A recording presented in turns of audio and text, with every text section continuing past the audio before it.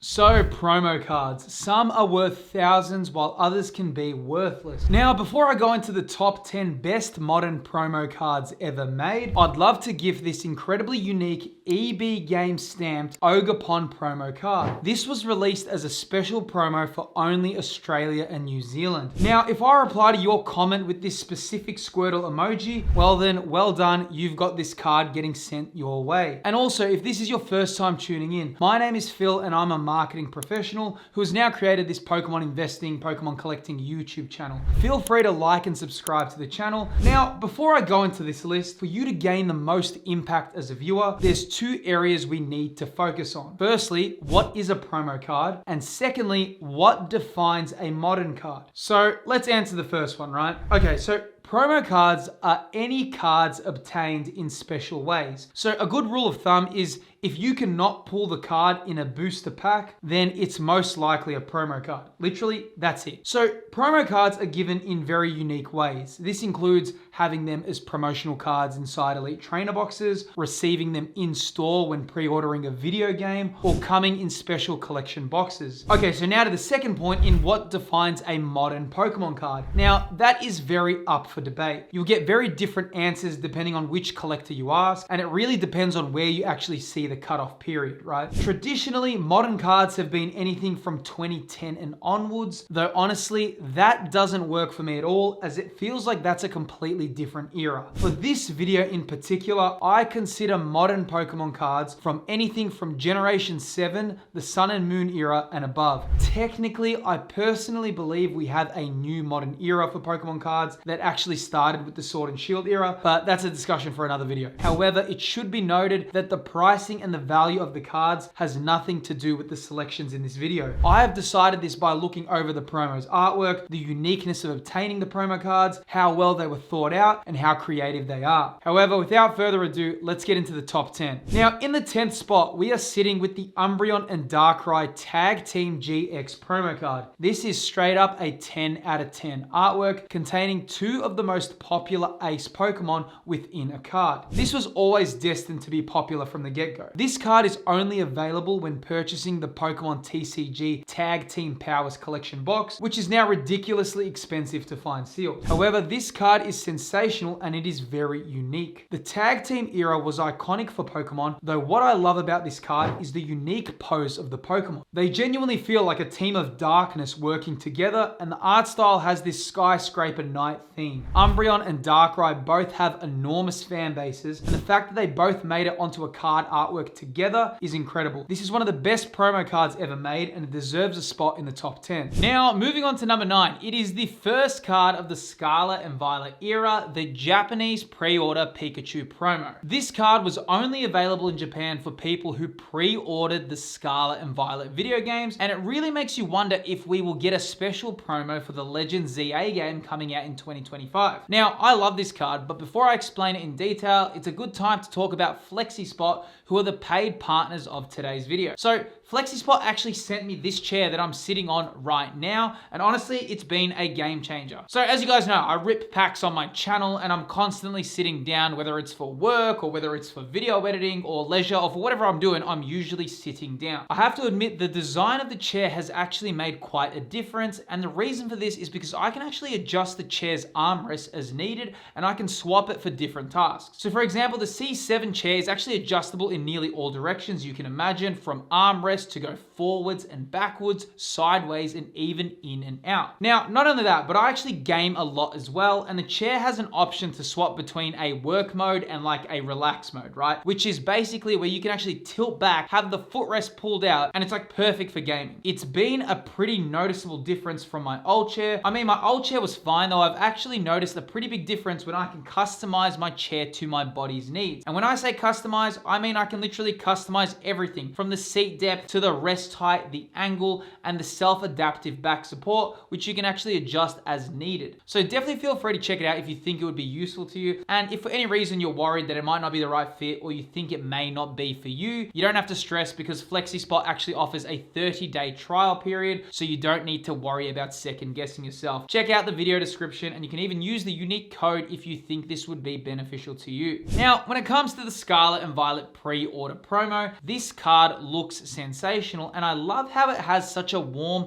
welcome to the Paldea region. The artwork is just so lively, and even though this came as a promo card in the English set, I personally feel the Japanese version is superior as it is so tied with the game's release, and it's the first card from the Scarlet and Violet era. For this reason, it's one of my favorite promos to ever exist. Now, moving on to the 8th spot. It is interesting though, this goes to the Gigantamax, Blastoise, and Venusaur. Now, you may be thinking, these are just standard Gigantamax cards, so what? Well, kind of. I mentioned at the start of the video that the selections take a lot of aspects into consideration, and these two promo cards are the only Gigantamax cards available for both Blastoise and Venusaur. These were released in special VMAX battle boxes, and these could only be obtained through this box. However, they are iconic relics of time because they are the only cards of these Pokemon in these forms. Blastoise and Venusaur are some of the most iconic Pokemon ever created, and the fact that the Charizard has multiple Gigantamax cards, along with different variations and color schemes,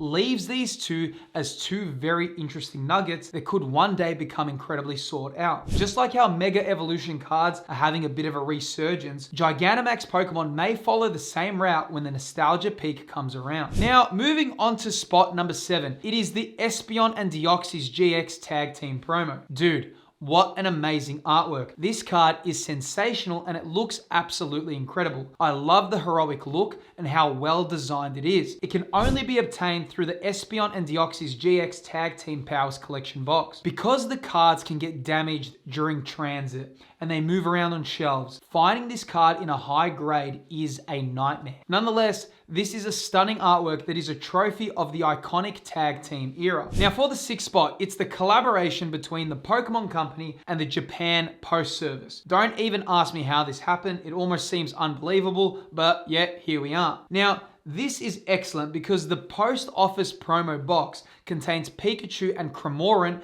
in some of the most clever art styles. These are just so unique, man. The fact that they are non-holo makes them even better because they were never really meant to be such a highly desired collectible to begin with. This is one of the greats, and it shows how creative Pokemon can be when they introduce promo cards. I always feel these creative ways to add promo cards is more exciting than your standard ways. Nonetheless, it makes them so much more exciting as a collectible. Now, in the 5th position is EBGAMES stamped promo cards. These promo stamps are super unique, and for good reason, right? Now, as many of you know, GameStop is the leading game retailer in the US, Canada, and parts of Europe. However, in Australia and New Zealand, our equivalent to GameStop is EBGames. Now, when GameStop gets promotional cards, EBGames gets them too. They actually get specific EBGame stamps on the cards, just like the gift of the Ogerpon in today's video. This is so cool because it actually makes them incredibly rare on a worldwide scale and highly collectible. I love these so much because usually when needing extra levels of complexity, corporations typically place this in the "it's the too hard" basket. And Australia and New Zealand and other places where EBGames usually would have been left out. But the additional effort involved in making these promo cards for EBGames just makes them super enticing. And because of this,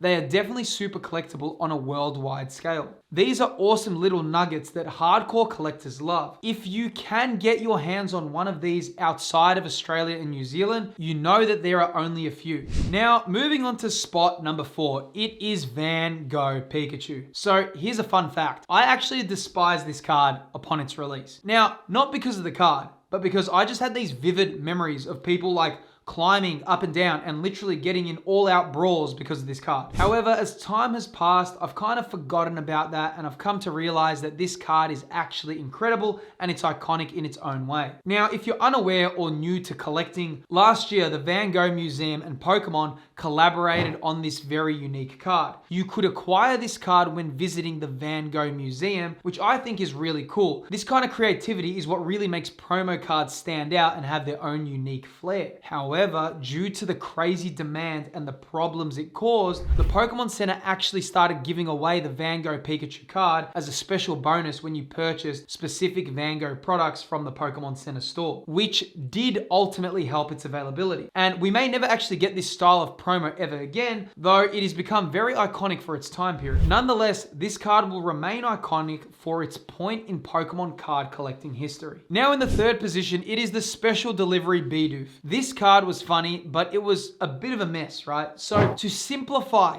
how you had to acquire this promo card, it goes like this. First, you had to sign up for the Pokemon Center's special promotional email where you could randomly receive a code to receive this promo card. Second, after signing up, participants would randomly be sent a code, which was sent several weeks after the sign up period. Then third, once you received the code, you had to spend $20 or more on the Pokemon Center. And finally, you had to actually remember to add the unique promo card at the checkout to receive the card with your order. Now, to say the least, this was just a bit of a mess. So as you guys know, I actually work in marketing, right? So in marketing, one rule to know is that for every new step you create, it kind of works like a filtration system. So for every new added barrier, fewer people make it to the end. Now, the fact that you had to sign up for this random promo code in an email and then you received it weeks later, along with the fact that you had to spend $20 on items, just put too many friction points, which ultimately made this card incredibly difficult to acquire. There was just too many steps, which made it too hard to keep up with. This card wouldn't have been anything special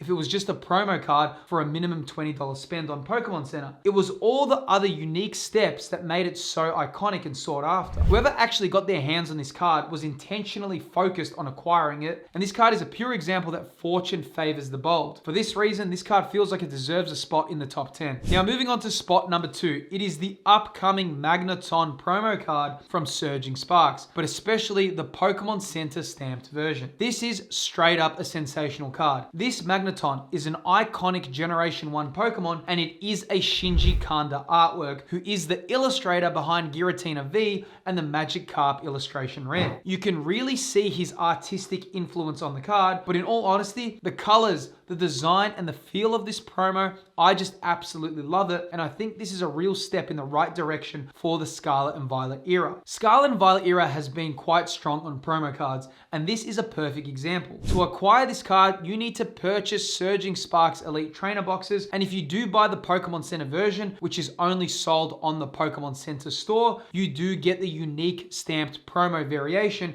which is just far more collectible. Nonetheless, this is looking to be one of the greatest modern promo cards ever created, and it most deservingly fits in spot number 2. Now, sitting in spot number 1, it goes to both the KIngdra and the Greninja promo cards from Shrouded Fable. Seriously, these promo cards deserve to take a bow, and they were only acquired within these Shrouded Fable collection boxes. So these promo cards are actually kind of comical, man, because Shrouded Fable was pretty despised on release, and saying it had a lukewarm reception would be polite to say the least. However, it's kind of ironic that a set that had such a lukewarm reception has arguably some of the best promo cards in Pokemon's history. The art style is absolutely sensational, and I personally feel that this will be like one of the only times that we're going to see this kind of art style within Pokemon's TCG. And I can see these being very expensive as time goes on due to their unique look. Now, what's really interesting about making this list is that a lot of questions have actually come up, and one of them is, well, okay, I've just shown you the 10 best promo cards, but what are the 10 greatest Pokemon sets of all time?